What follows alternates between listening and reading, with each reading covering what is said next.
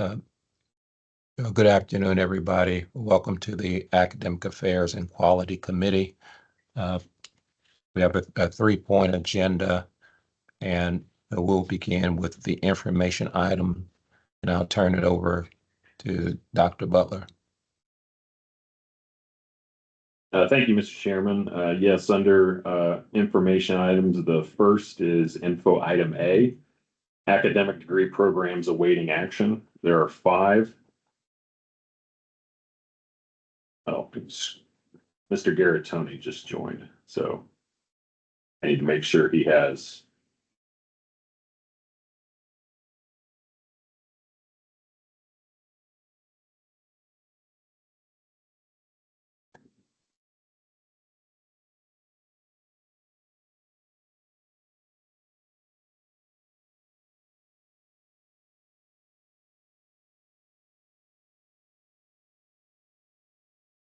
Okay. Mr. Garatoni should be Sorry, able to guys. check in with us. Yeah, sorry I'm late. I apologize. Welcome, Larry. I thought you wouldn't be able to join us, so thank you for joining us. Yeah, you bet, Dennis. Dennis, I don't want to miss any chance to have dialogue with you. Beautiful soul. All right, so yes, Dr. Butler, if you continue, sir. Yes, you was just reviewing information item A, academic degree programs awaiting action. Those are the 5 degree programs that are under review today, 4 from Indiana University Bloomington and 1 from Indiana University Indianapolis. The Bloomington proposals are a Bachelor of Science in Public Relations, a Bachelor of Science in Media Advertising, a Bachelor of Science in Global Media, and a Master of Science in Media and Leadership. The IU Indianapolis proposal is a Bachelor of Science in Biomedical Sciences.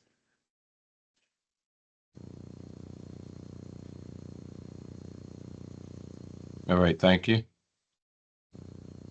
We have no credit-bearing proposals, or excuse me, credit-bearing certificates of 13 credit hours or more pending. For info item B, academic degree program actions taken by staff, there are 9 routine staff actions.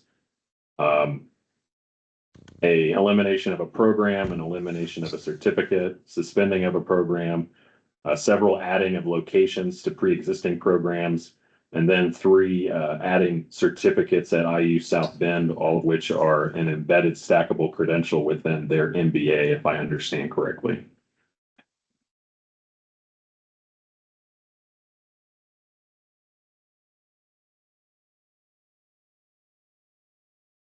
And those are the info items, sir.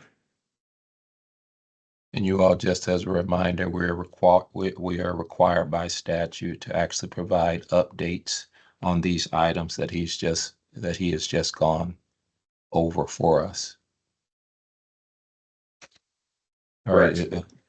If there is nothing else, can we proceed, Dr. Butler, to the actual presentation of the proposed programs?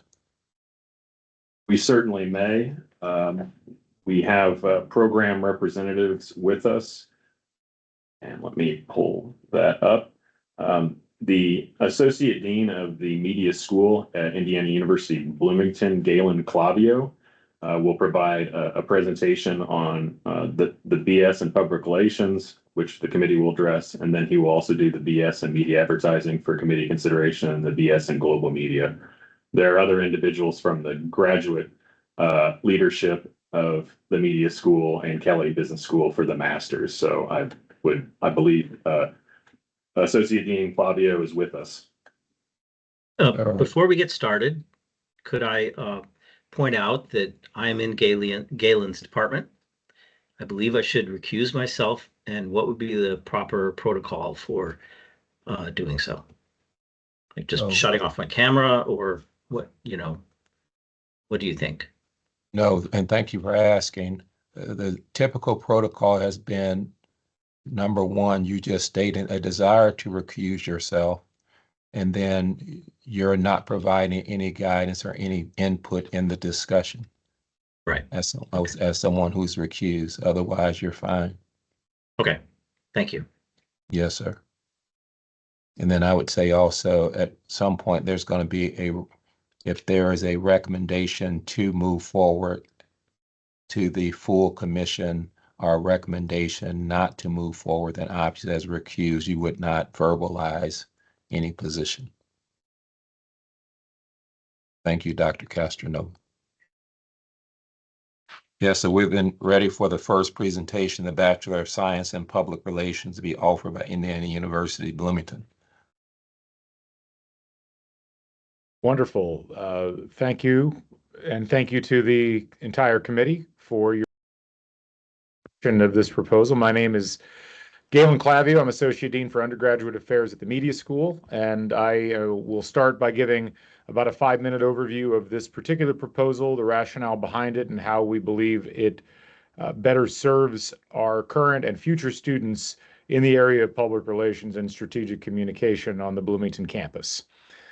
We have a long history of public relations as an educational item on the campus of the university, dating back to when the School of Journalism was a standalone school. Public relations was a concentration at the time in that school and was actually more popular as a degree program than news reporting and editing, which was the other Bachelor of Arts in Journalism concentration. About 11 years ago, the Media School was formed by President at the time, Michael McRobbie, and it folded several different academic structures from across campus into the Media School, the Journalism School being one of those units that was folded in. At the time, the decision was made to keep the general academic structure of that public relations concentration as it related to the Bachelor of Arts in Journalism and poured it over directly into the school.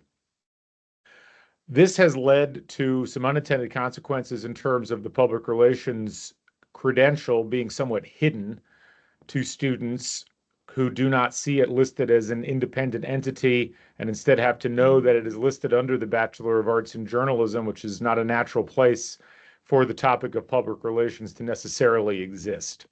As such, it has shrunk a little bit in terms of overall enrollment, but is still one of our highest enrolling concentrations. It averages somewhere between 200 and 250 students enrolled at any given time within that concentration. So in late 2023, I started having conversations with our faculty in that area and across the school about the desire to move it into its own area, to give it its own degree structure, to elevate it to a Bachelor of Science degree, and to allow us to potentially expose the degree to more students and potential students, both here on campus and at high school levels, both here in the state of Indiana and across the country. The faculty agreed, and we started to move forward with that process in the summer of 2024, and we filed our initial paperwork at the deadline that the College of Arts and Sciences asked us to, which was at the beginning of the fall semester of last year. The details of the proposal are pretty straightforward. It allows us to expand our offerings in public relations to better service students who are interested in pursuing career pathways in both public relations and more broadly strategic communication by, first of all, expanding the number of available credit hours. One of the things that people are not necessarily aware of, which I was not aware of until I took this role, is that a Bachelor of Arts degree on the Bloomington campus is actually credit hour limited to 42 credit hours in that particular area, whereas a Bachelor of Science degree has more expansive opportunities in terms of offering classes specifically in that area. For public relations in particular, we feel that this is something that our students should take advantage of and should be able to take advantage of because it allows us to offer more practicums, more skills-based classes, more hands-on courses.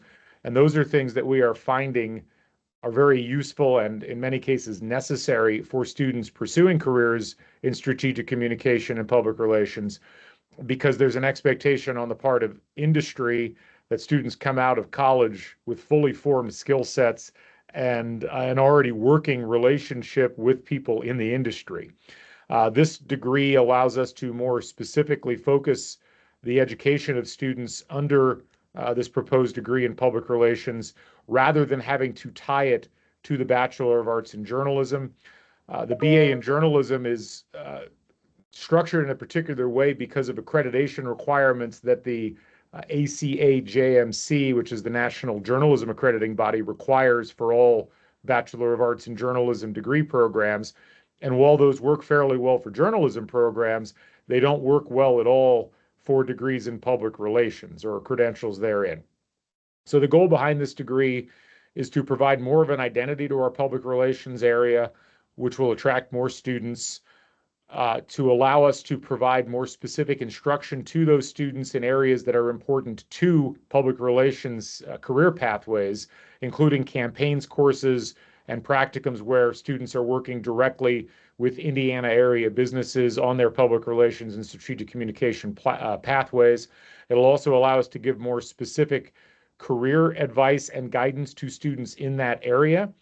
And we believe will continually grow this particular area within the media school and will allow us to more fully flesh out what we're doing in this area as we move forward. Our faculty are very excited about this move. And I think we've demonstrated over the course of the life of the media school that there is not just an appetite, but a significant interest among students for public relations, in particular on this campus as an academic pursuit. With that, I would be happy to answer any questions that anybody has about the details of the proposal or any other items related to it. Thank you very much. Any questions of commission members or by commission members? Yes, Dennis, if I may, have you got built into the curriculum or intending to build into it any type of work-based learning or internships or apprenticeships or any way of getting the student more experience before they get into the hard world? Yes, we do. And it comes through a variety of different options. There are internship hours that are available to students, and we have a practicum course at the senior level, which is a PR campaigns course where students work in groups with clients, some internal and some external, on campaigns that run throughout the course of the semester. This degree program will actually allow us to add another one of those items while also continuing to emphasize the need for experiential learning for students in this area. Thank you. Yes, thank you. Yeah, this is Kent. I was looking through the document shared, and I saw the increase in enrollment. Will there still be the BA concentration in journalism that individuals would take that? So is this the additional enrollment compared to what is currently enrolled? Yeah, that's a great question. Currently, first of all, to answer your first question, the news reporting and editing concentration that exists in the BA in journalism will maintain. And we're in the process of retooling that as well to better serve the needs of students. This split off would take the public relations students out of the BA in journalism, but that would still leave approximately 350 students within the BA in journalism. So there's no harm done to that particular credential. Thank you. Yes, thank you. Great questions. All right, Dr. Butler, could we have staff recommendation? Well, Commissioner Bland, this is Pepper. Could I ask just one more question? Oh, please, ma'am. I'm sorry. I didn't realize you had joined. Thank you. And I apologize. I had read the program and I'm still struggling with adding new differentiated criteria for programs. And did I miss the discussion as to the necessity of why this can't be addressed with the existing program? I think you covered it, but I'm happy to go over it again, ma'am, no problem at all. The primary rationales for the new credential in this area are multifold. Public relations is normally a very popular degree program at the schools that carry it. It's been historically a popular degree program here. We found in talking with students that it is largely hidden behind the Bachelor of Arts in Journalism degree that it currently lives under. So there is a branding and recruitment issue because many students are not even aware that the credential exists. Additionally, there are accreditation requirements that the National Accrediting Body for Journalism requires for its BAJ programs, which do not really act in a compatible manner with what a public relations degree program would need. This will allow us to serve the needs of public relations and strategic communication students directly and develop a separate culture and identity for that area. This is a degree program that, as a concentration, has maintained between 200 and 250 students in it over the course of time. And it was our feeling as both a school and among the faculty in the area that this would actually increase both the interest in this area and the ability to educate students within the area, as opposed to leaving it in its current state.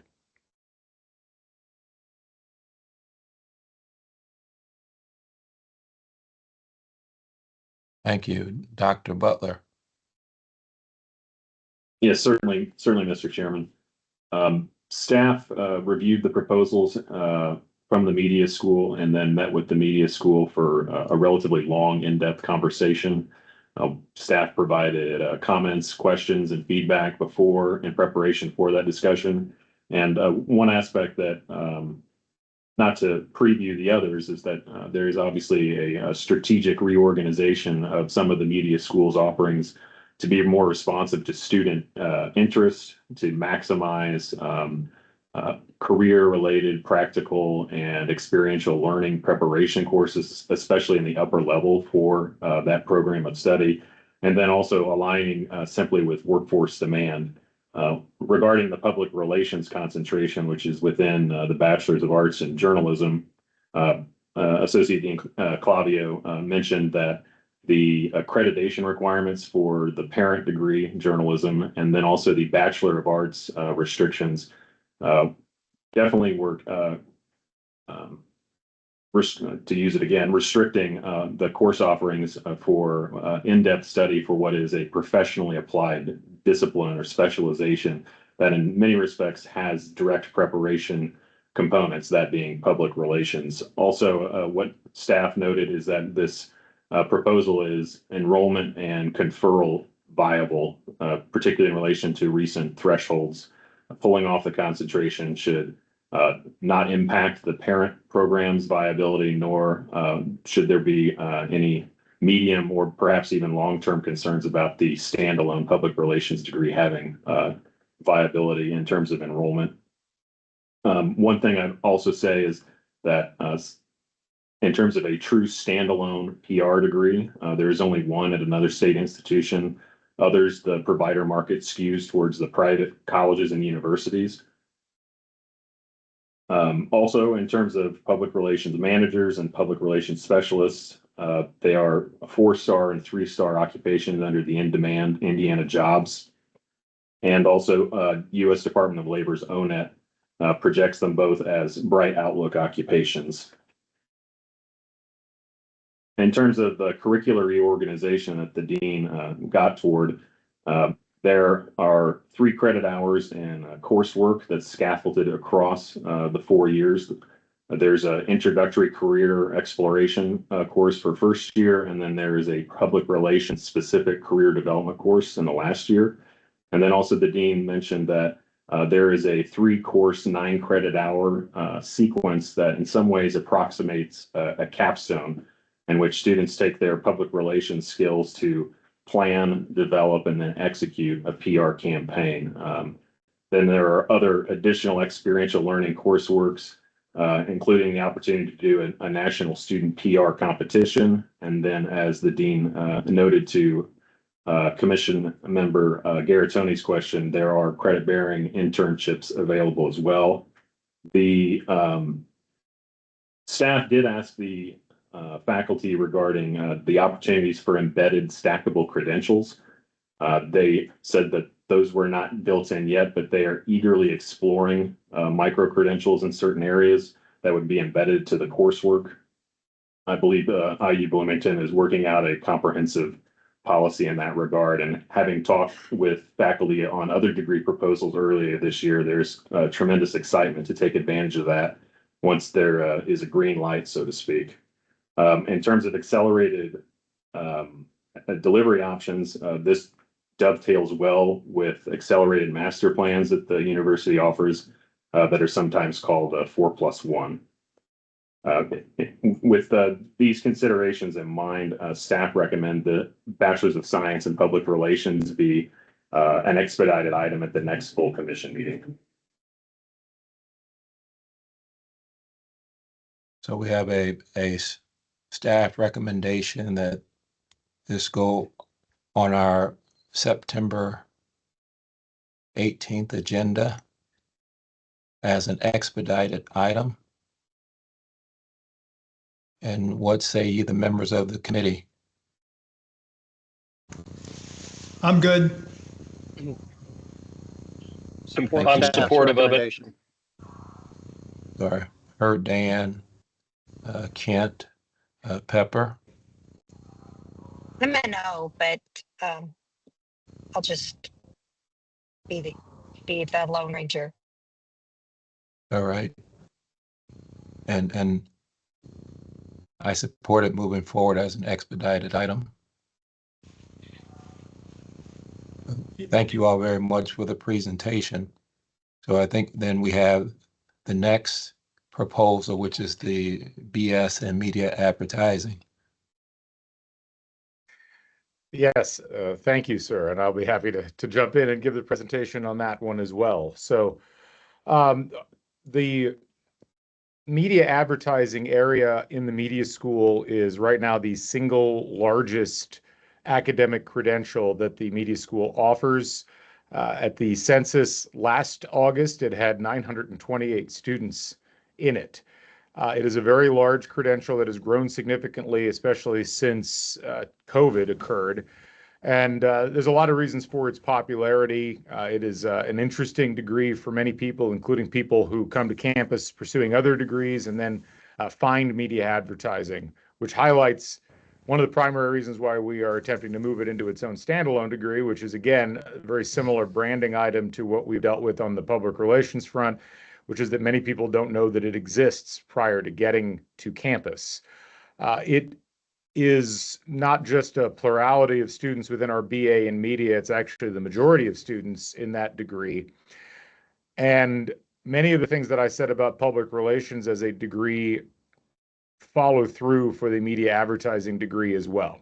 Currently sits within a BA structure, which limits the number of available credit hours that students have access to.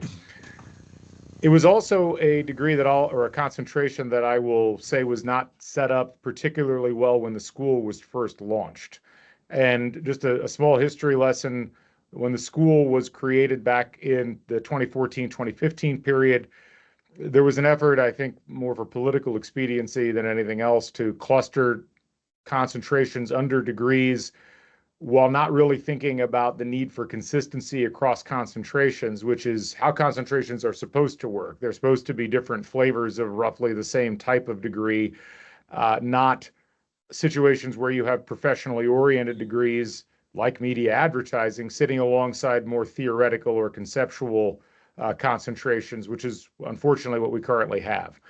We've had to do a lot of alterations to the media advertising area over the course of the last 6 years to accommodate the influx of students, to address the two primary areas of media advertising that are professional pursuits, that being a creative advertising area where students are learning the skill sets needed to produce either copywriting or art that exists within advertising, both digitally and in more traditional forms, and then advertising management and planning, which really requires an entirely different set of training items and experiential learning opportunities. So this degree proposal is based upon a concept that this being such a large credential, it really does need to be a standalone item. B, we need the additional hours in the Bachelor of Science enabled area where we can get up to 55, 58 hours of required coursework rather than the 42 hours that the BA limits us to.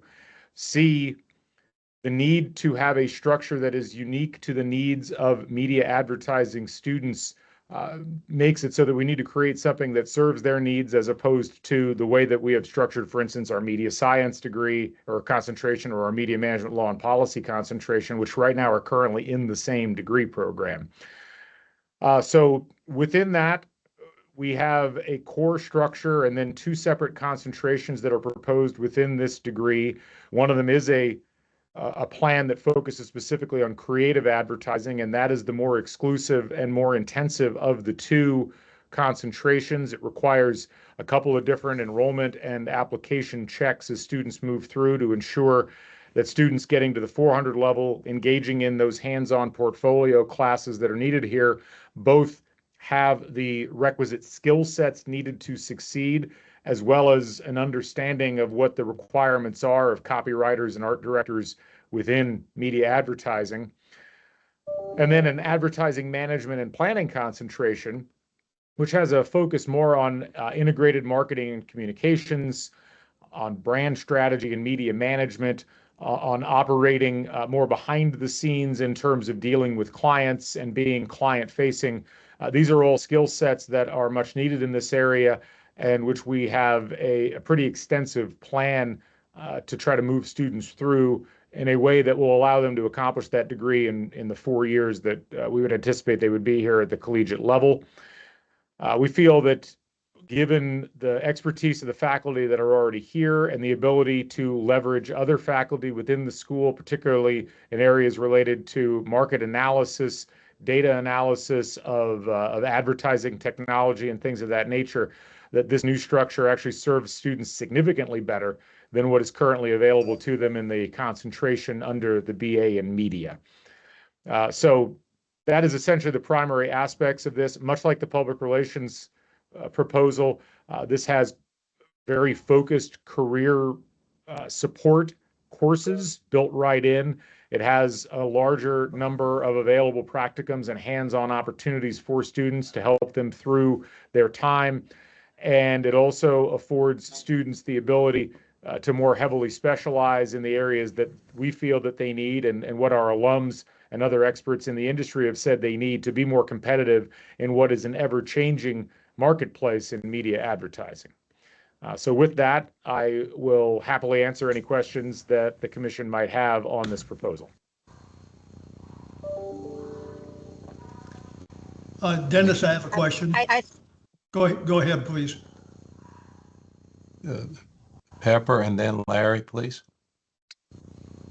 And I think that the arguments are convincing and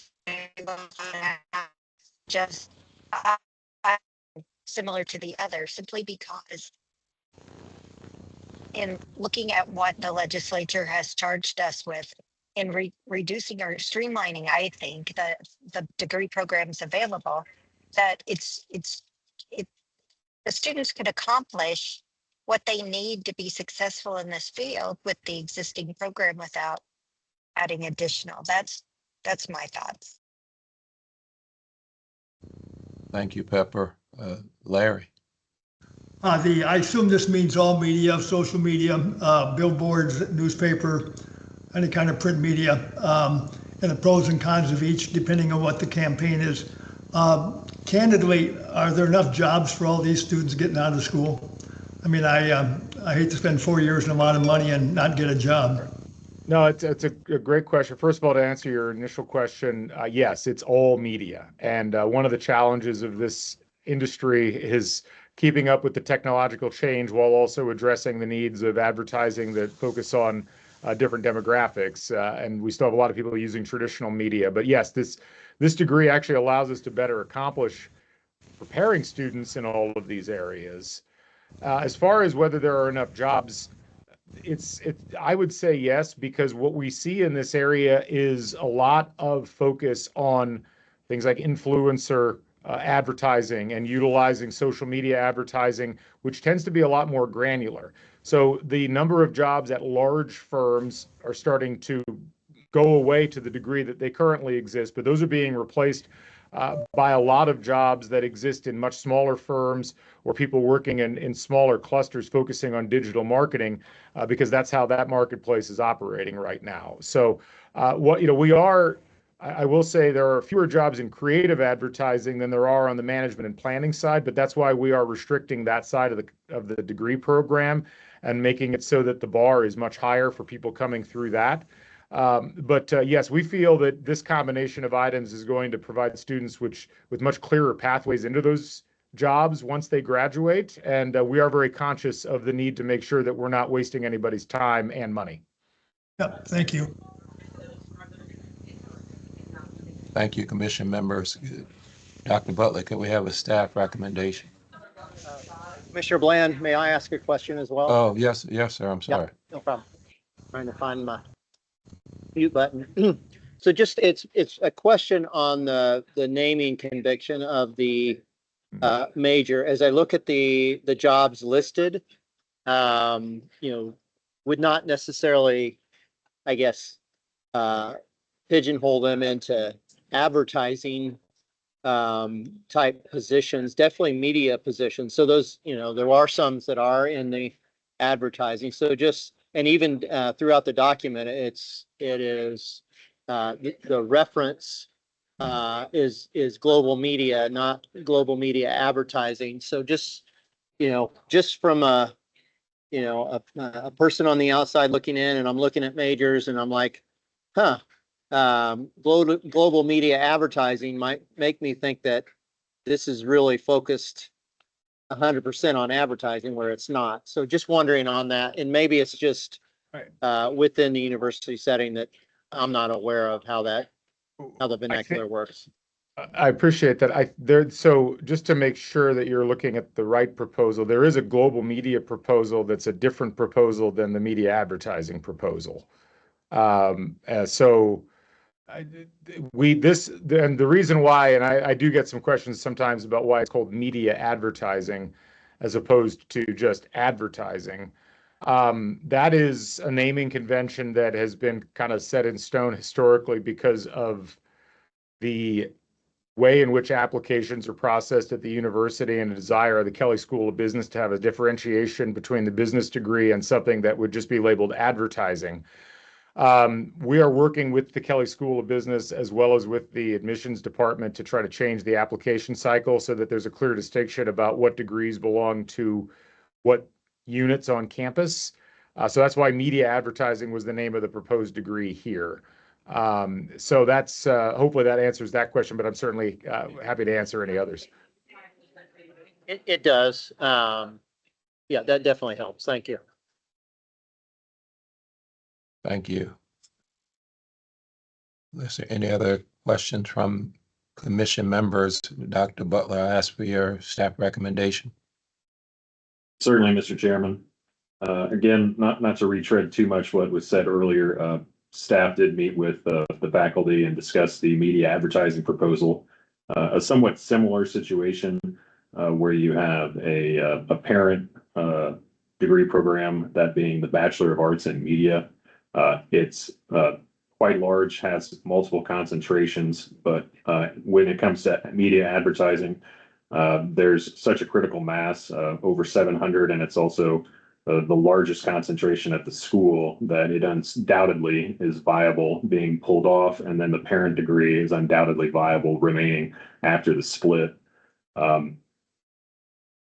aspects where there were relevant occupational classifications, they span 3-star and 4-star when it comes to Indiana's in-demand jobs, as well as some being a bright outlook according to U.S. Department of Labor's ONET. Regarding the switch from a Bachelor of Arts to a Bachelor of Science, provides more opportunities for credit hours and upper level work and experiential learning work in the applied specialty, that being advertising, and that also then can be more applied or more specialized when it comes to the creative aspect, which will be the much smaller cohort going through, or the management and planning. Again, like the other, there'll be a career course scaffolded across the 4 years, one in the first year, one tailored to the major in the fourth year, and then also a 3-course 9-credit-hour sequence that approximates a capstone experience in which students gauge consumer behavior, develop a plan, and then execute it over the course of those 3 steps. There are also multiple experiential learning opportunities, such as client-facing projects. There's a national competition like in public relations, albeit this one for student advertising. And there are accelerated master's opportunities. And when asked about opportunities for embedded stackable credentials, faculty indicated again that this is something they're very interested in looking into and building into the curriculum. Given that, staff recommend that the BS and media advertising be an expedited item on the Commission's September meeting agenda. Thank you, Dr. Butler, for the staff recommendation that this be placed on the commission agenda and be placed as an expedited item. And questions, comments from commission members? Dennis, this is Dan. I'm supportive of the degree here and of placing it on an expedited pathway. I did want to just make maybe a quick observation and appreciate Pepper's question around consolidation of degrees versus expanding degrees as part of the legislation that was passed. And Matt, jump in here, and others. From my perspective on the legislation that was passed and the degree review programmatic elements that have been added to the work of the commission here, not only is it intended, this is my read on this, not only is it intended that we look at programs across the spectrum and make sure that they are both career aligned and well adopted, well received by students as far as interest in taking those classes, to help also, kind of reduce and clarify the lens for people to be able to navigate the opportunities. While that's a reduction related activity in some respects, it's also a clarity related opportunity here, I think. And what I'm taking away from these first 2 in particular is that they are being differentiated to more clearly align with what the market opportunities were, what the job opportunities are, and in particular, what the students are interested in specifically in today's economy and as well. So while I appreciate the juxtaposition of adding new degree programs at a time when we're perhaps trying to think about, do we have too many degree programs out there?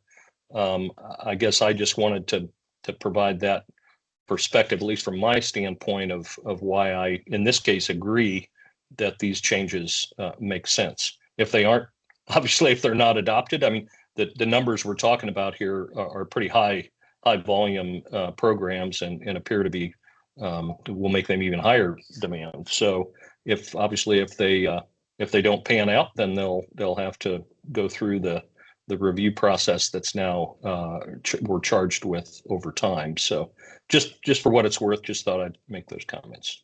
Thank you, Dennis. Oh, and thank you, Dan, for sharing. So again, there's been the recommendation, and yes, what is the pleasure of the committee? Yes, Pepper. And thank you, Dan. I think that's helpful.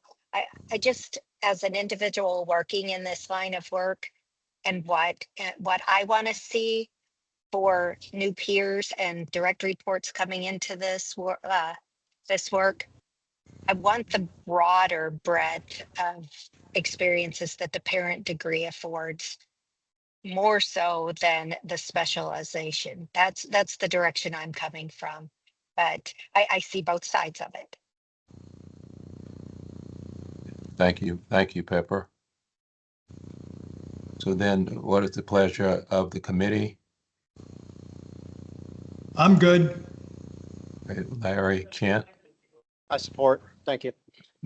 Pepper?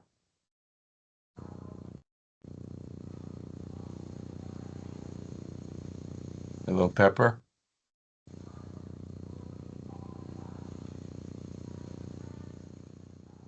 She's on mute. Okay. I'm having technical difficulties. I'm a no. Okay, thank you. And I support it going forward. So we'll move that forward as an expedited item on our agenda for September. And thanks for the great input and and comment. It's very helpful. So then next, I think we also have the presentation for the BS and global media. And Mr. Clavio, please. Thank you. This is the last one you'll hear from me on, so I appreciate everybody's patience. But yes, the proposal for the BS in global media, this is a bit of a different approach than the first two that I've talked about so far. So this grew out of a combination of a couple of different items. One was a consistent messaging from students both within the media school and the Hamilton Luger School of Global and International Studies about looking for courses and degree structures that would better support pursuits related to communication, journalism, strategic communications, public relations in relation to global media initiatives, everything from governmental related elements to journalism, to politics, to business. It also grew out of an observation that we had over the course of time that many of the courses that we've offered within the media school, specifically things like immigration reporting, culture reporting, political reporting, tend to not only enroll very well, but tended to attract some of our best and brightest students from across a variety of different areas. Last year, we entered into some initial conversations with Hamilton Luger at the behest of the university, who has generally encouraged us to look for cross-campus collaborations on academic credentials and other areas where we have natural crossovers, where neither school might be able to accomplish something individually, but putting the combined strengths together could produce something unique in the marketplace, unique within the Indiana University system, and something that would help students, not just here at Indiana, but prospective students, to find something that would provide them with new career pathways for this 21st century media environment that we live in. So out of that came the proposal for the Bachelor of Science in Global Media, which essentially takes the best aspects of the International Studies program that's offered by Hamilton Luger and the combined journalism and public relations programs that we have here in the media school, and tries to put together something that would allow students to pursue career pathways in communication and media on a global scale, while also combining for them within their academic experience the breadth and depth of information and understanding of global markets and languages provided by Hamilton Luger. This is something that also grows out of the fact that both the media school and Hamilton Luger are essentially baby schools underneath the larger umbrella of the College of Arts and Sciences. So there's already some existing crossover in terms of what our students need in terms of core classes and case-related classes, which is basically the college's version of general education. In taking all of those things into account, what we wanted to try to structure was a degree program that would allow students to early on isolate the types of skill sets that they were interested in developing from a communications and media perspective, which is something that can, again, span the gamut from journalism all the way through strategic communication and public relations, but then apply it more specifically to areas related to global media and international studies. And so you'll see in the proposal, we have a pretty robust set of courses that focus on the principles of communication and skill courses, which allow students to learn from practicing journalists and practicing public relations practitioners, while also combining that with a very robust field of study in international studies, everything from global health and environment and culture and politics, all the way through to non-language area study courses and an expanded foreign language requirement. There's also an overseas experience that's built directly into this degree, which we feel gives students a very unique opportunity to get hands-on experience doing this thing in unique environments that they might not have access to otherwise. We look at this as something that doesn't just provide Indiana University and the Bloomington campus with a unique credential that will help the branding of both of these areas, but it also, in my opinion, helps the state of Indiana by training more students to be conversant with global issues and initiatives, be able to work on behalf of companies in relation to global media and global communication, It feels like every year I read stories about our governor or our legislative leaders taking trips to overseas countries to try to open up new trade markets for Indiana businesses. Well, we need people who are trained in international markets, who understand how to communicate with those markets and assist those companies and those political leaders in forging those bonds and those connections. So we look at this as being a degree program that will help to facilitate that. And we also think it brings together the best academic elements of two unique but somewhat connected schools on campus in a way that students would have a very difficult time doing on their own in a traditional double major because of the requirements that each of those degree programs would normally have on their own. So with that, I'd be happy to field any questions that anybody from the commission has regarding this proposal.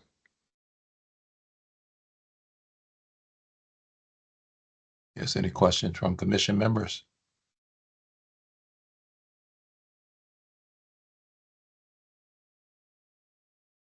Thank you. Dr. Butler, staff recommendation, please, sir. Yes, Mr. Chairman. As the dean mentioned, this is a interdisciplinary collaboration between two schools on the Bloomington campus. Something that we've seen in recent months in terms of collaborative interdisciplinary programming. This would be quite niche and distinct. Would be nothing like it, as far as I can tell, within the state of Indiana. In terms of programs like it on the national stage, there are some peer institutions such as UT Austin, Rutgers, and Minnesota.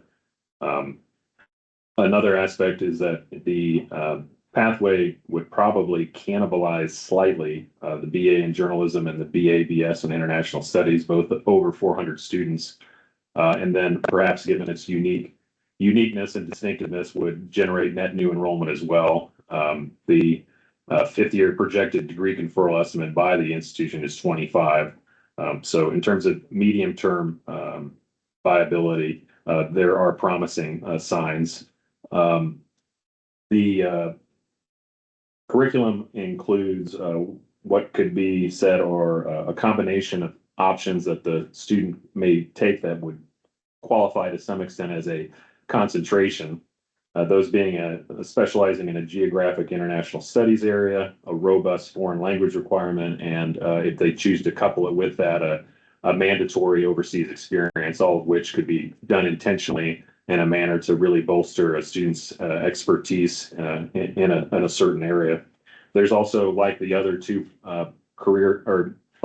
proposals, a scaffolded 2-course 3-credit-hour career sequence in which the latter part at the end is tailored to the specific major. Again, I'll reiterate the same that was said on the potential and interest in developing embedded credit-bearing credentials, and then the opportunities there are relevant accelerated master's program opportunities as well. Staff recommend this bachelor's be on the commission's agenda as an expedited item in September.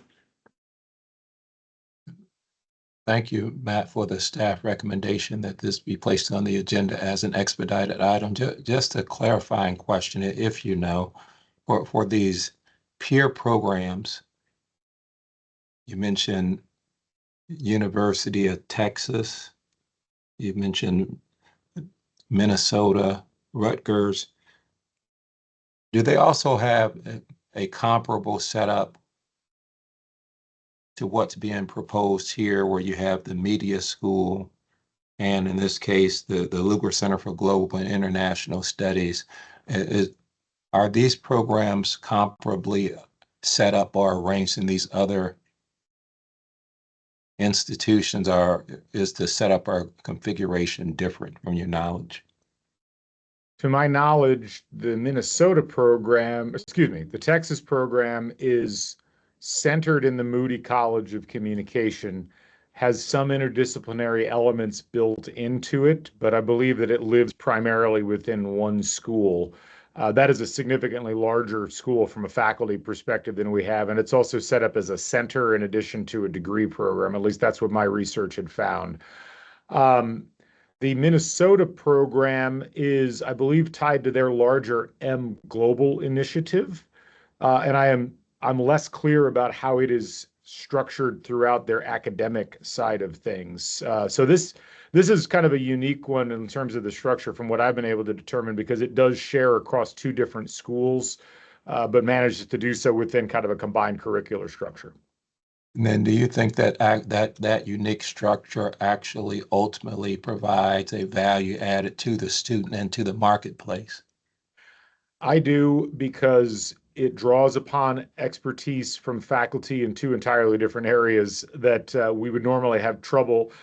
Honestly, I would not have recommended that we put this degree forward if we were trying to do it by ourselves, nor would I have felt that Hamilton Luger would have supported it if they were doing it by themselves.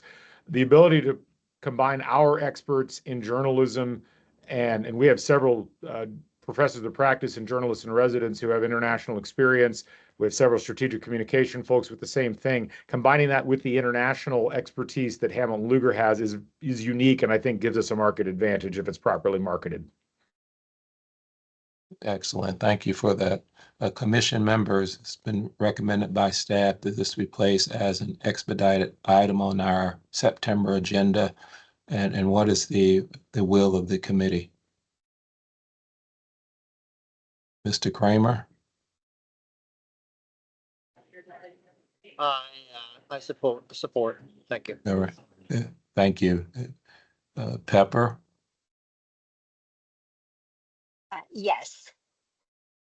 Thank you. Mr. Garatoni?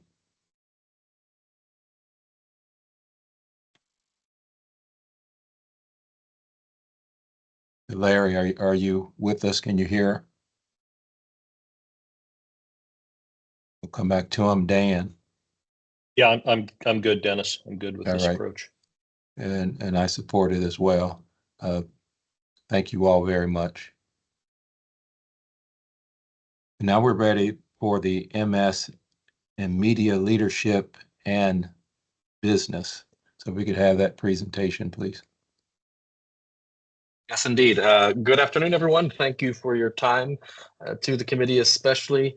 My name is Jason Pfeiffer, and I am kind of the counterpart to Dr. Clavio, who just presented the previous three degrees. I am the Associate Dean for Graduate Studies and Research and Creative Activity in the Media School. So I want to give a brief overview in the next few minutes about this joint program. It's a joint initiative between the Media School and the Kelley School of Business at Indiana University Bloomington. And as I gathered, or as I trust you've gathered, that the aim of this degree is to prepare students to lead and innovate in a fast evolving media landscape. And we believe that this degree has potency in combining media expertise with business acumen.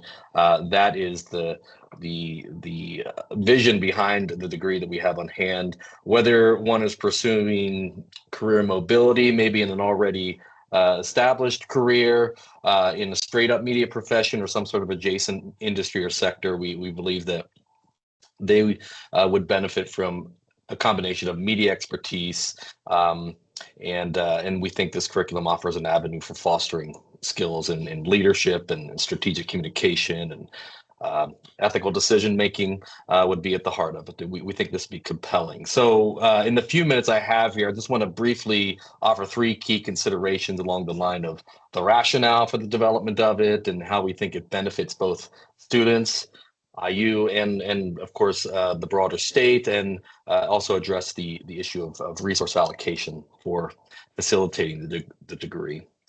So in terms of why an MS in media leadership and business, we think there's a compelling market need for a hybrid of this nature. I think looking across various media industries, from digital platforms to entertainment and in adjacent industries, we can see a need for leaders who have a keen understanding of both media content creation, in its various forms and also business strategy. And that dual understanding is, I wouldn't say always a given in terms of leadership. And so we hope this proposal highlights that there's a national and state level demand for media savvy and business literate leaders. And you know, media are everywhere at the heart of businesses and organizations. I know the proposal emphasizes that at several points, and we think that whether one is in the industry or beyond, these sort of leadership skills are pretty important. We've commissioned, IU has several studies looking at the viability of such master's programs, and we feel that there's a sound body of evidence for a market need that combines media and business for a master's degree. It seems evident that it's not a saturated area in terms of master's degree offerings with this sort of combination. I know one data set I feature in the proposal here, we can find in kind of this program of organizational communication category of this degree, looking about 10 key programs across the country. And in 2023, the most recent numbers that I had, about 300 graduates. And meanwhile, I think if you look at just in Indiana, the labor market need of job postings and so forth, a much broader demand than that sort of that body of graduates that we can cite from 2023. And I would also say, looking at job postings that pertain to this area in the broad sense, it is notable that a master's degree isn't necessarily required for many of these, but nonetheless, among those employed in these certain areas, about a fourth to a fifth of those do have master's degrees in. It suggests that it does provide, all things else being equal, a competitive edge in terms of career mobility and growth. And so we feel like this degree would leverage the strengths of the media school and the Kelley School in a powerful way to create career pathways for those who are maybe looking to be in those more upper levels of management and leading organizations more broadly. We do in the media school at present have an MS in media that encompasses a couple different concentrations, including a media management concentration and then separately a strategic communication. We have found with the media management concentration that we have that it's kind of a trickle of admits and graduates. And we have historically, I think, had some success in this area, but more recent years less so.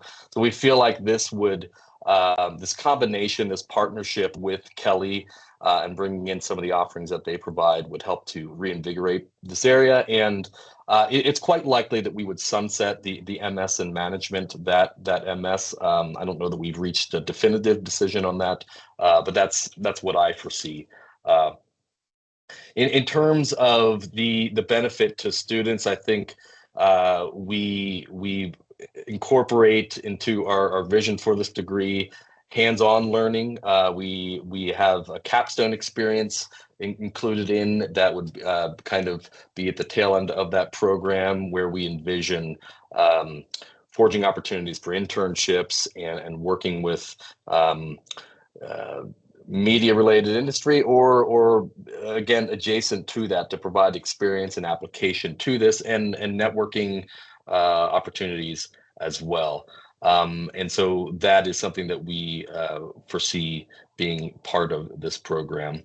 And I think we also anticipate that this would be a means to attract and retain talent in Indiana by making these connections, forging these connections, prioritizing Indiana-based organizations and businesses. And I think this would ideally, at least, help to retain talent and serve that goal of IU and the broader commission. So I think this is something that we anticipate being.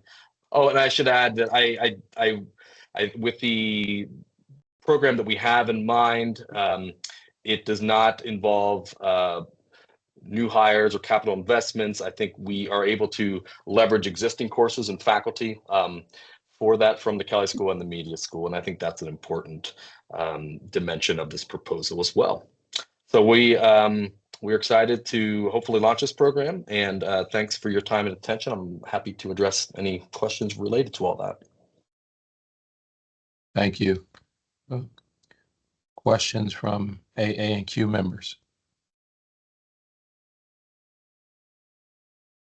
I guess, Dennis, Dan here. I appreciate all these presentations, number one. So thank you all for very, very well done presentations. I'm curious to hear what Dr. Butler has to say on this, but I guess the one comment I would make on this one in particular, given your description of the MS in media management and the development of this, that it would, to me, make sense that you sunset that one and have this one if this is something that is truly needed for students, for career, for jobs, for employers, that it would be logical to the kind of the program review thought process here. Seems like there would be a lot of duplication there and a lot of challenge for students in particular to differentiate the value of one versus the other as it relates to career opportunities. So just an observation. Yeah, thank you, Dan. So Matt, yes, we look forward to your recommendation of staff. Oh, Dennis, just in Oh. the vein of what Dan just spoke about, Yes. what are the risks of waiting for the sunset of the prior program before this is implemented?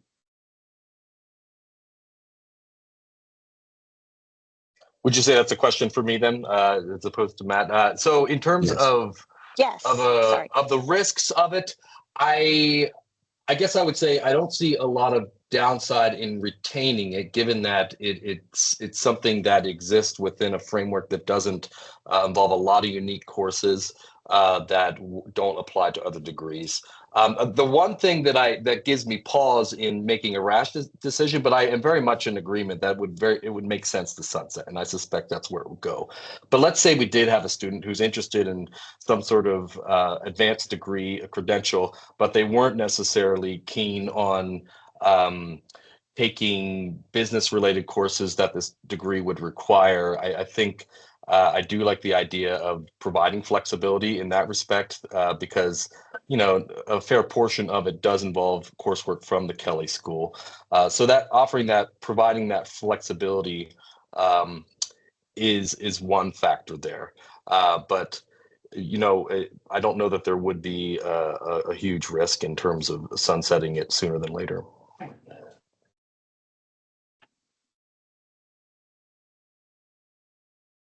Thank you, Dr. Butler. Recommendation.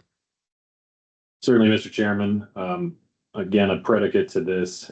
This obviously is part of a wider strategic push by the Media School, also in partnership with the Kelley School, to provide a strong foundation in business and management for its area of specialty, that being media and communications, because one really doesn't exist so far. There is that concentration within an MS in media. It's not an MS in media management. It's an MS in media, and that's one of the concentrations you could take. Obviously, by being a concentration within a larger parent master's program, the business coursework and program of study isn't as in depth. One thing I would also add is that this is quite analogous to what the commission approved earlier this year for Indiana University, Indianapolis, and that was an MS in business of biotechnology, which was a partnership between the College of Science and the Kelley School of Business here in Indianapolis. Again, as complementary to a much wider effort on health and life sciences in central Indiana.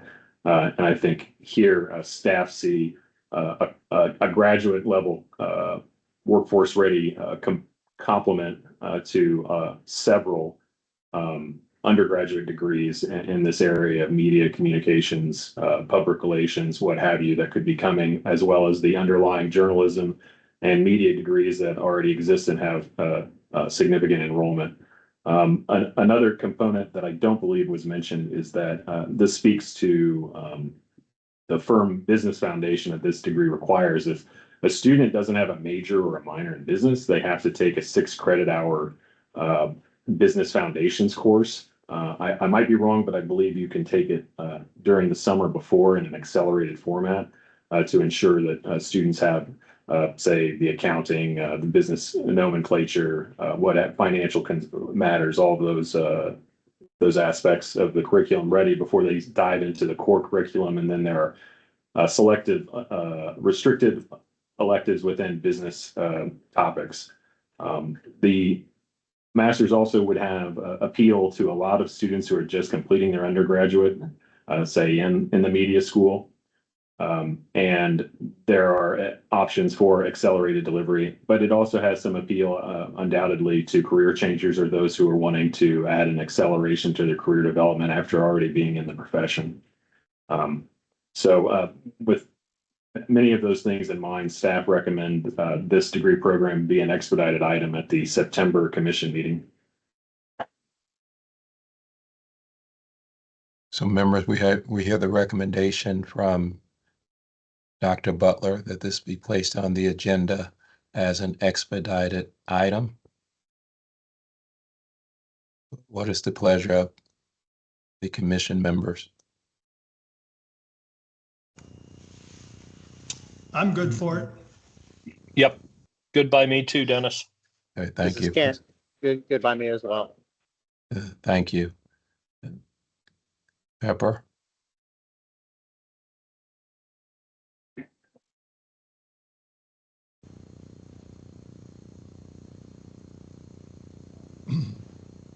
Looks like Pepper has dropped off.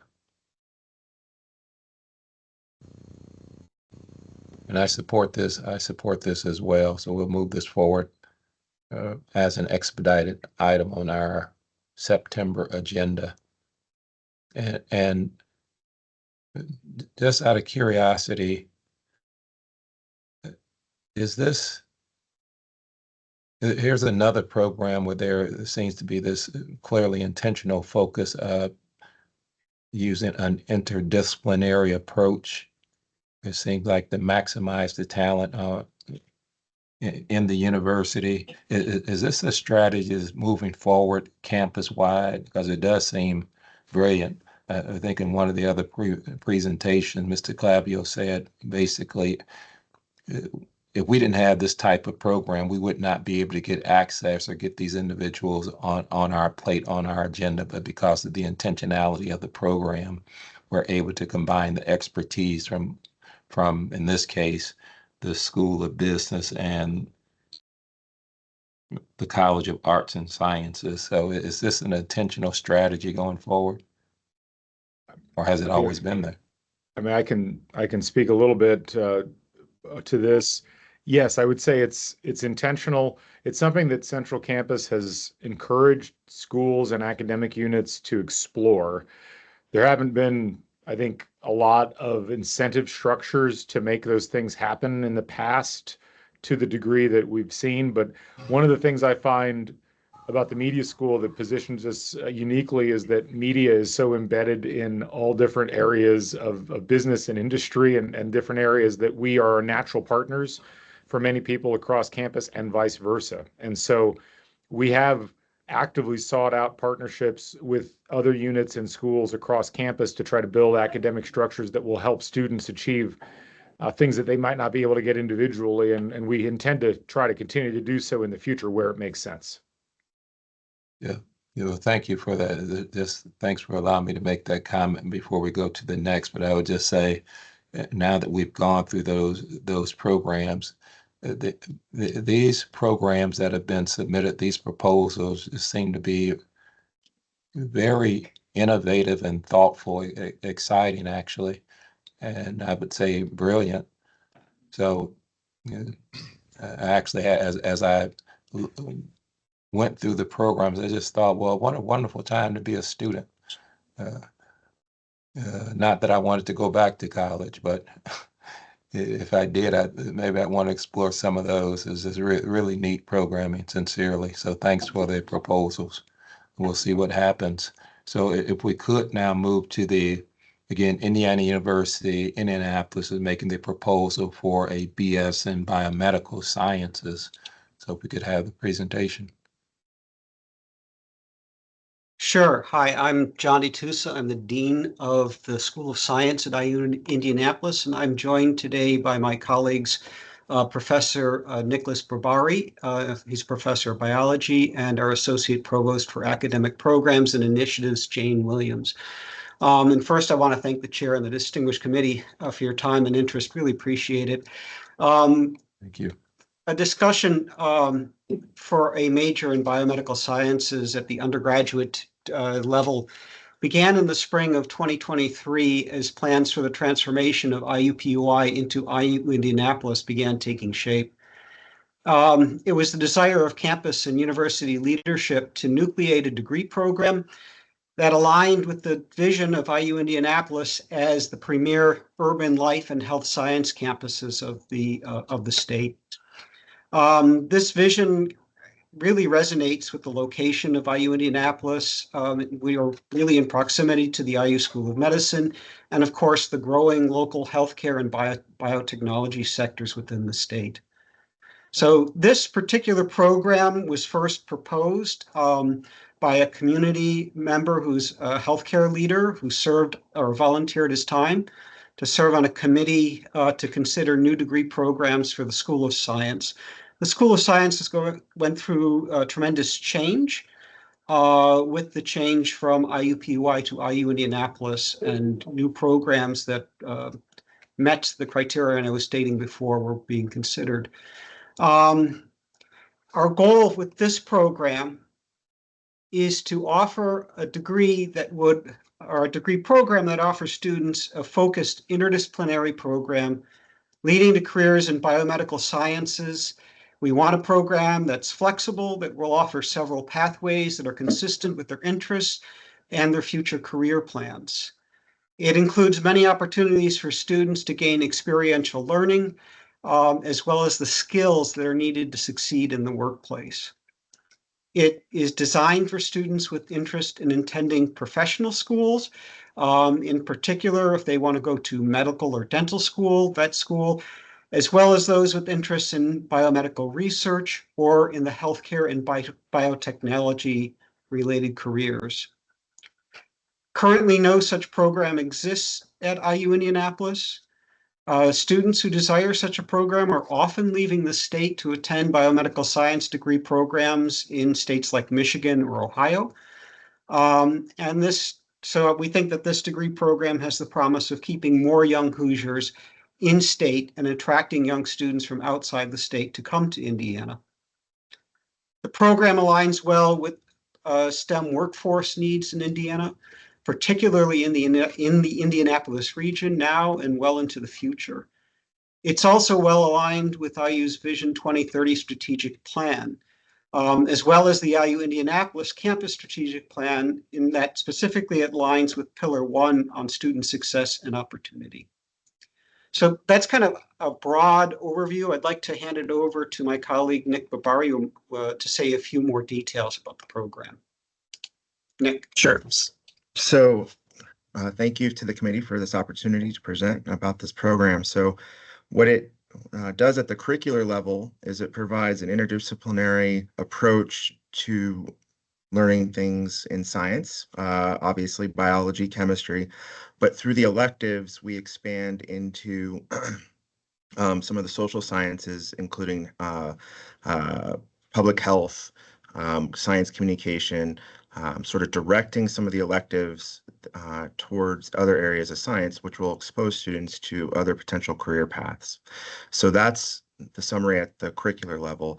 One of the really innovative aspects of this program is the capstone experience. And so there are essentially 3 tracks that students might choose depending on their interest. One is sort of the more traditional research-based capstone experience where students would be mentored by faculty members in the research lab. Another is looking at shadowing experiences across the street in the School of Medicine, largely, where students interested in pursuing an MD, a DDS, or physician assistant's degree program might shadow faculty members over there and earn credit for extensive shadowing experiences. And then the other, which I think is perhaps the most unique capstone experience, is direct connections to industry. And so we've been having talks with local industry internship programs that might allow our students to achieve their capstone experience that way. So I think I've summarized the curriculum. So if there's, in the interest of time, we're happy to answer questions. Thank you. Any questions of commission members or by commission members? Yeah, that's Larry. Thanks, Dennis. The capstone projects, the three different variations sound terrific. Can you give me some idea of the substance or the extent of the capstone projects? Are they a semester, are they a year? Just give me some depth. Sure. So the traditional capstone experience, it really kind of depends on what the student and mentor arrange. They're typically at least one academic year.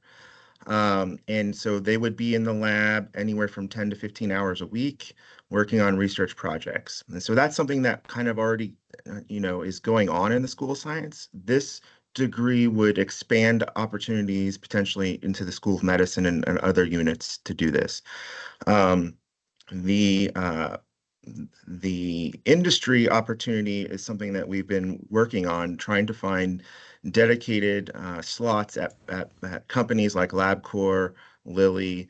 We've had initial talks where they have already in place internship programs, and then we would hope that our students would apply and have sort of a track into those programs.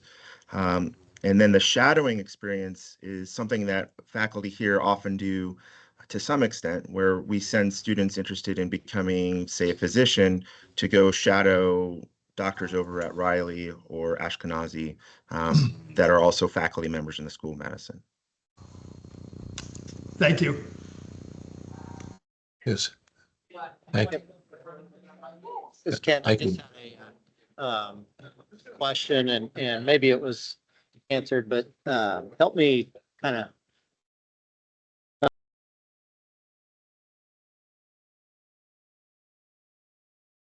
a BS in biology or a BS in biomedical science.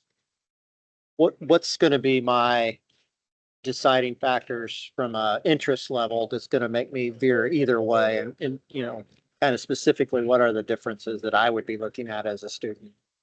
Sure. So the curriculum in biology, you would be broadly studying things like cell and molecular biology, maybe some physiology. But if you were to take the biomedical sciences track, this umbrella is much larger.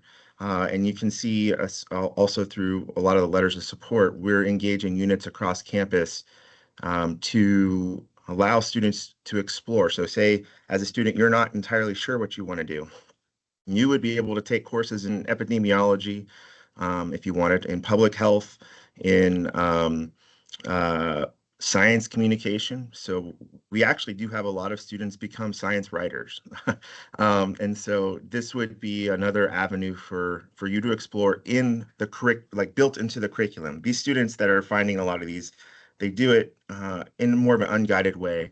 And so this would provide some scaffolding there to help students find early potential career paths that they might be interested in. Very helpful. Thank you.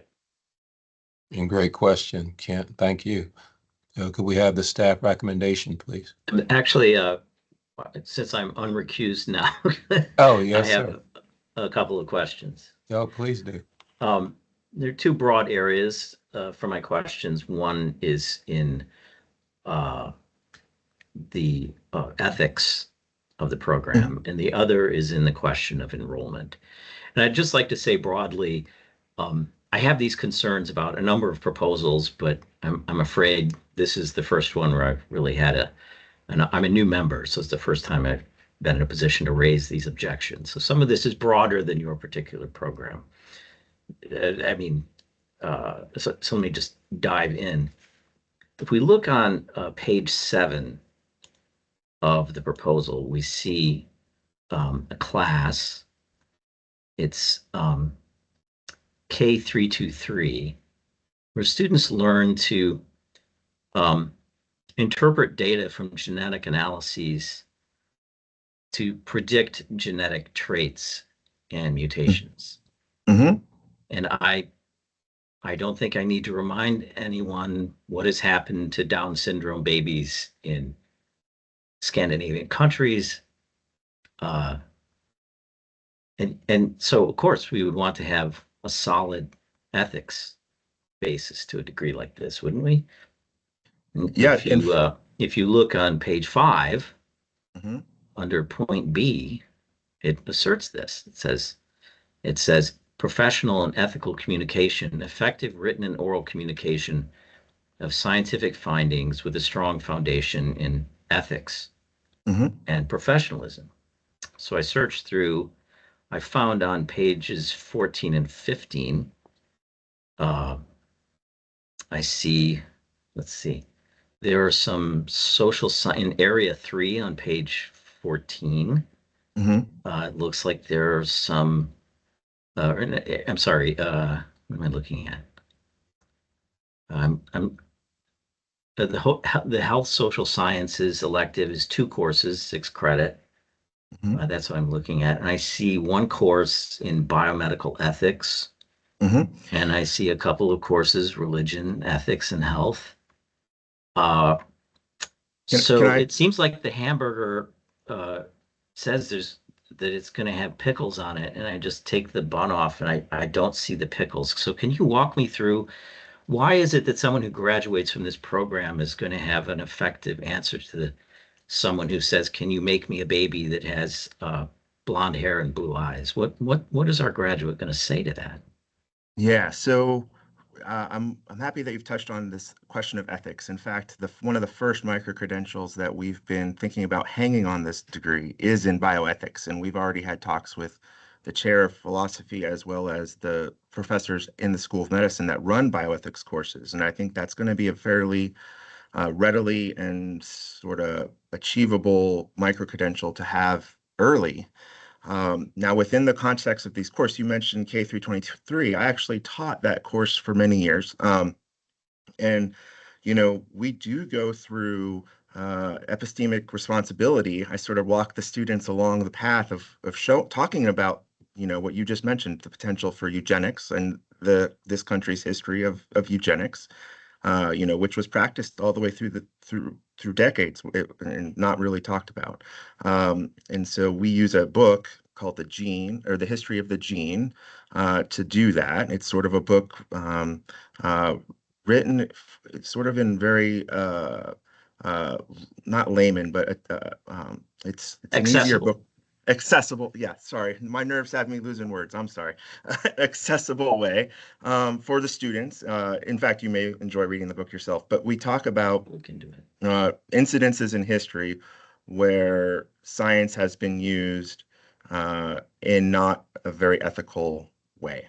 Um, and so you also touch on another topic, which is something that I teach or we discuss in both genetics and the lab, which is that in many respects, the science has outpaced the ethics and certainly has outpaced um, uh, legislation. And so, you know, there are IVF clinics, that I say most IVF clinics will not allow you to select on things like, in vitro fertilization clinics select on things like appearance. But that's not to say that you couldn't find one and that it wouldn't be legal at this point. And so you can select. Uh, I'm sorry, I'm getting way into the science of it. I guess No, my I broader point understand. is, yeah, my broader point is that we try to expose our students to these topics because they are very pertinent. There are things that this next generation will have to tackle uh, at all levels. Good. Thank you, Dr. Berbari. That's very comforting to hear how you've described it. And I think maybe the issue is with our application that it doesn't really provide a place for someone to settle these concerns as I'm reading the application. Right? It doesn't, your ethical commitments, which are to be lauded, don't automatically emerge from the application as worded. So that might be some homework that the Okay. commission has to do, and I appreciate your response to that. And the second one for the group again might be of the same flavor, and this is about enrollments. So I notice across many applications there are these predictions of enrollments. Mhm. And could you explain to us where did your enrollment predictions come from, and why should we believe them? Sure. So I can take this, or Dean D'Attuso, do you want to take it, or? Go ahead, Nick, if I can chime in if you. Sure. So the initial enrollment will come from, we have a new B to MD program. I think we have 25 sophomores, and I think, or no, wait, I'm sorry. 16 sophomores, 20 freshmen in that program, and they're in a program. The majority of those students are in an interdisciplinary BS major, which is actually being eliminated or sunset, however you want to put it. And so the majority of those students will probably immediately transfer into the biomedical sciences degree, because with intent, it allows these students to receive credit for all prerequisites towards their final degree, which is med school. And if you look in the curriculum of this proposal, you'll see a couple of or a couple of classes offered at the School of Medicine with asterisks beside them. Those are for those students. We also anticipate through the new B to DDS program, the dental school program, about 10 students a year, and a majority of those will engage in this major. I And see. So so, these other programs are going to be shut down, and those students will come over? Is These no, that, are or are we? they're already in this interdisciplinary major, which is kind of like uh, your own recipe major BS program, and that historically I don't think has had a lot of students engage in it. And so that's why I think it's going away. But these students would go right into a biomedical science major. They're already fulfilling a lot of the requirements, except for some of the social sciences, which is actually now required for some exams like the MCAT, for Okay. example. Thank you. Because I think again, this might be some homework that we have to do is to uh, provide you with some sort of ladder to climb up in response to that question. I think a lot of people on campuses, I, I proposed a program myself, and my predictions about enrollment were wildly inaccurate. I'm glad my program went through, but in the end, I was not accurate at all. But I was going from a sense I had of how popular this degree would be, and it was just inaccurate. So again, I think we may have homework to do in terms of specifying a standard methodology for making this prediction. But I get the sense from you, and I'm sure Dean D'Attuso and Dean Williams can support the idea that this looks like it will be a popular and successful Yeah, degree. just let me, if I can, just Yes, throw in please. a couple quick things.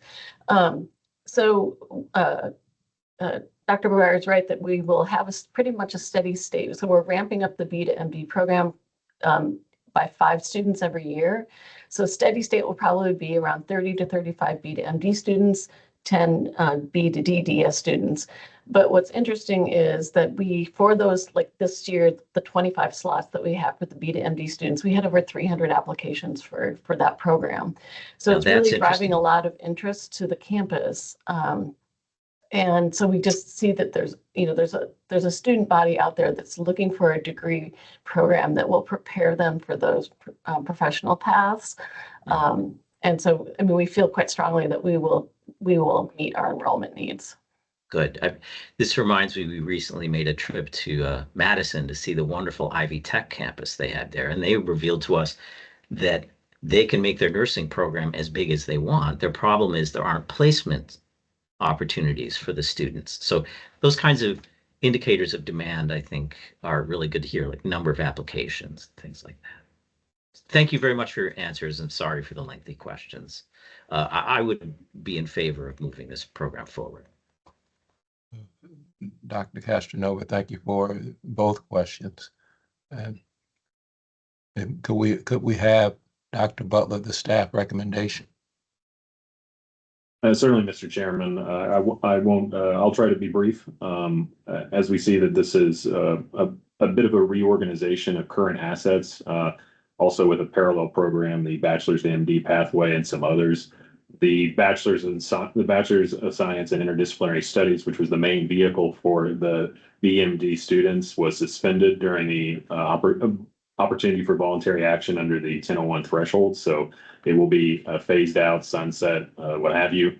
So those students will likely migrate over to this, and I'm sure with academic advising and career advising, many of them will. There's also quite a few compelling cases that it would get some marginal cannibalization of some of their science degrees now, and then also some net new enrollment because this degree just doesn't exist in Central Indiana, given the life science biotechnology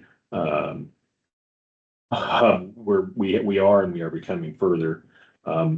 There are ample proof of strong job outlooks when it comes to both professional school, dental, medical, vet, physician assistants, but also in healthcare and biomedical fields. Many span 3, 4, and 5-star jobs for in-demand jobs. Another highlight, which might be a corollary to the fascinating discussion of ethics, would be the intentional integration of social sciences. Sociology and psychology are requirements under this degree, and then an additional 6 credit hours in social sciences, which there's a relatively long list there, so very a wide array, but one could perhaps pick 2 and really focus in on some area like ethics or law or death and dying, or those sort of things. The other thing that staff wanted to note, that for the 3 different pathways in which to satisfy the capstone requirement, for each one, the students still must do some level of independent research, which I thought was an important incorporation of trying to ensure that career exploration was there.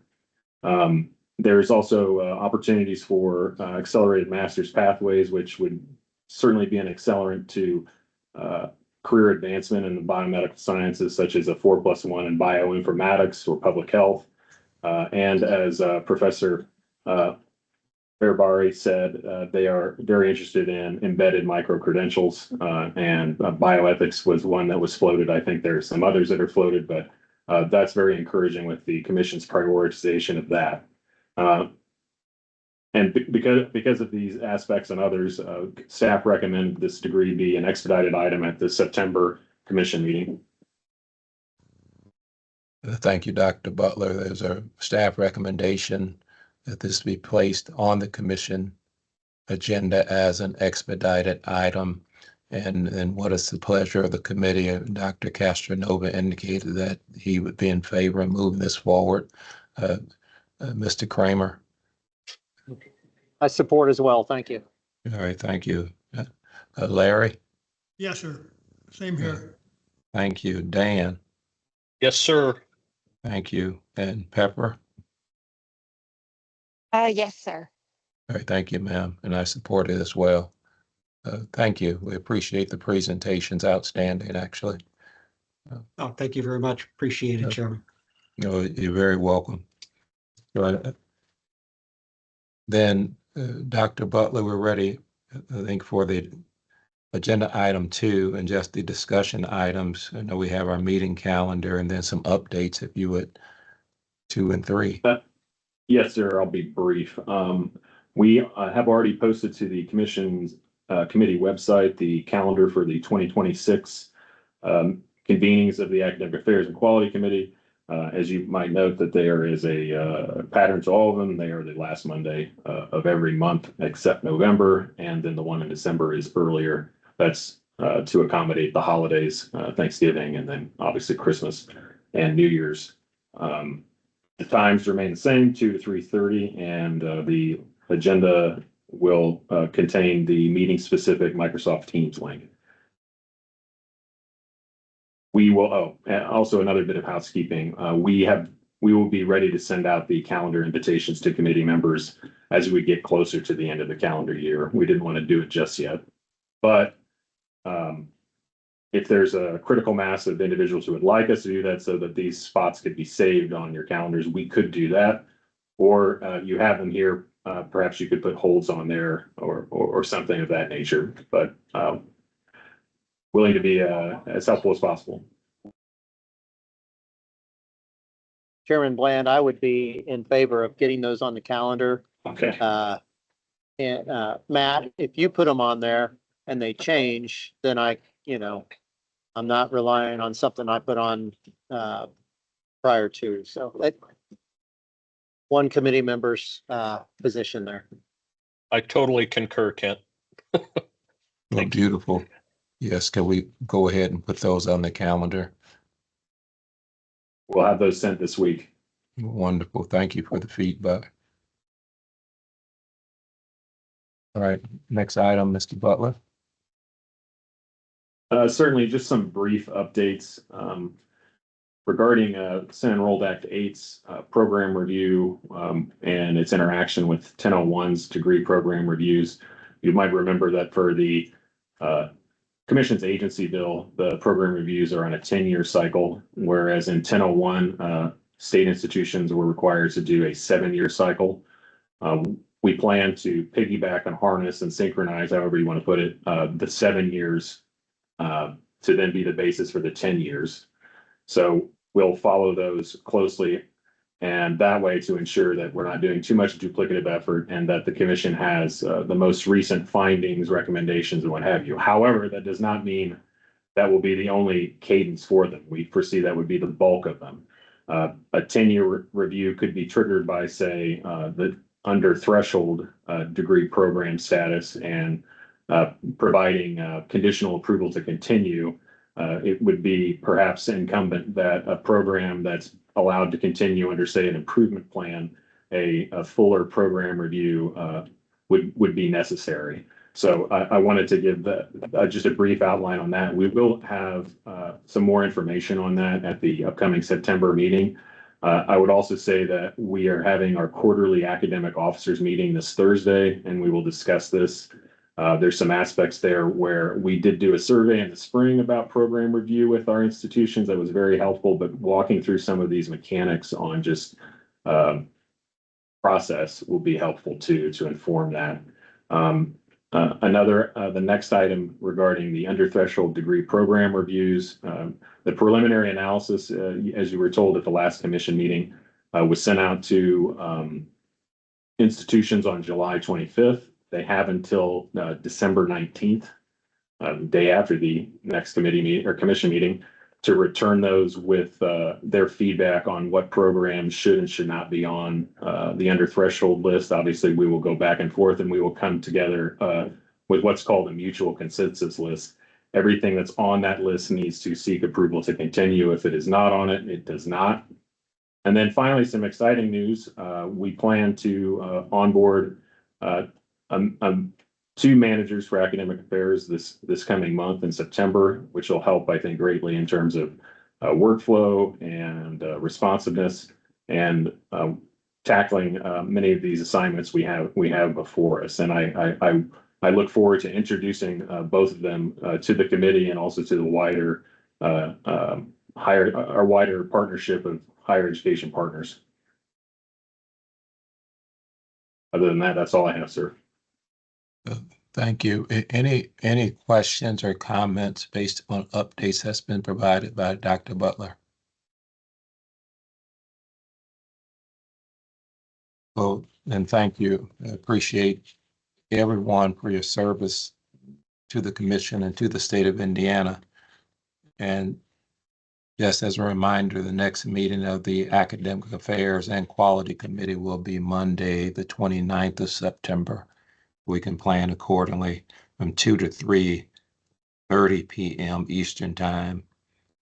And then proposals for new degrees and new credit-bearing certificates, 13 plus credit hours, must be submitted not later than September the 15th to be eligible for the agenda consideration. And then routine staff action requests must be submitted no later than September 22nd to be eligible for agenda consideration. It's also the autumnal equinox, so it really is the deadline. Uh, You all, if there's nothing else, sorry we went a little over, but the feedback was really very rich. Thank you for the comments. Again, thank you for your service staff, wonderful as usual. And I'm glad that we'll have 2 new staff persons joining you, Dr. Butler, and the team. Everybody, unless there's anything else, thank you so much and have a good afternoon. This meeting's adjourned. Thank you. Thanks all. Have a great week. You too. Thank you.